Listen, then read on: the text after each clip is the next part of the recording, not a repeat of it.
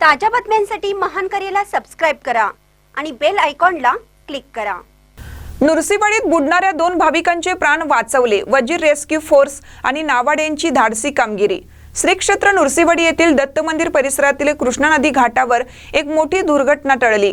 बेळगाव कर्नाटक येथून धार्मिक विधीसाठी आलेल्या भाविकांपैकी 2 तरुण स्नानासाठी नदीपात्रात उतरले असता पाण्याचा अंदाज न आल्याने ते बुडू लागले।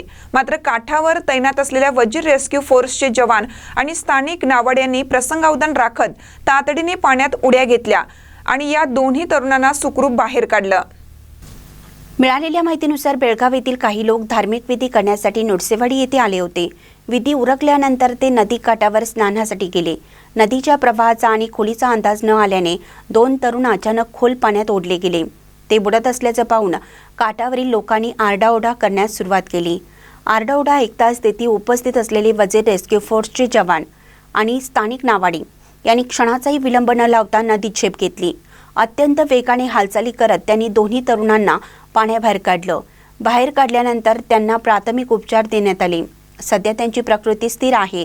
जिल्हा आपत्ती व्यवस्थापन विभाग कोल्हापूर व तालुका आपत्ती व्यवस्थापन अधिकारी यांच्याकडून सतर्कतेचे आवाहन करण्यात आले आहे। नुरसीवाडी येथील कृष्णा पंचगंगा संगमावर अनेकदा पाण्याचा अंदाज येत नाही, त्यामुळे भाविकांनी स्नानासाठी जास्त खोल पाण्यात जाऊ नये।